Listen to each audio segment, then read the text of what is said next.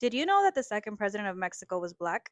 Mexico gained its independence from Spain in 1810. However, it didn't have its first president until 1824. That is when Guadalupe Victoria took office. Something that I want you to know is when Mexico became a country, it became a slave free country. Now, Guadalupe Victoria was president for 4.5 years and was followed by Vicente Guerrero, our first black president and the second president of Mexico. Now, although slavery had been abolished in Mexico, it was not enforced.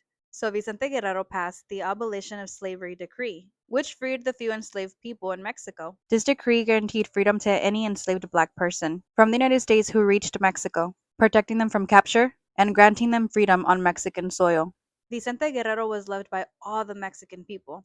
This man wanted to end the caste system that was implemented by the Spanish. Have you ever heard the term mejorar la raza? That phrase comes from the caste system. Vicente Guerrero's goal was to get rid of classism, racism, and colorism. However, the elites and politicians that wanted to oppress the people for their personal gain did not like what Vicente Guerrero was doing and how the people loved him. So these politicians and elitists came together and ended Vicente Guerrero's term at only 8.5 months by doing a coup. Now, sadly, Vicente Guerrero was on the run for the next 2 years and he was finally captured in 1831, where he was publicly executed in an attempt to scare anybody off that wanted to follow in his ideologies. However, upon Guerrero's execution, Guerrero became a martyr, sparking many people to rise up against colorism and oppression. Vicente Guerrero's death sparked up a lot of revolutionary battles, like Plan de Veracruz, that took place in 1831, the uprising of liberals against the elite that took place in 1833, and that lasted all the way to 1855, where they used Guerrero's ideologies. And in 1855, La Reforma begins. Vicente Guerrero's ideologies have influenced many of our new government officials in Mexico. And because of Vicente Guerrero's ideologies, Mexico for the last 10 years has actually been acknowledging their indigenous people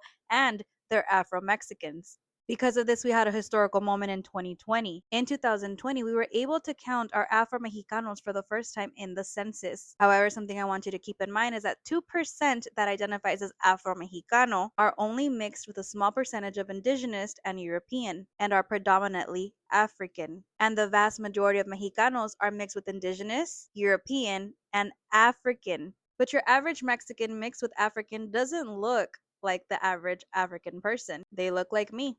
Or a perfect example would be the New Orleans Creoles, because if you were not aware, we have been mixing in Mexico for the last 500 years, and this mixture started during Nueva España. But that's for another video. And if you didn't know, Vicente Guerrero's ideology actually intertwines with the United States history and the abolishment of slavery in the United States. But we'll leave that for the next video. Let me know if you guys knew this, and let me know what you guys think in the comments below.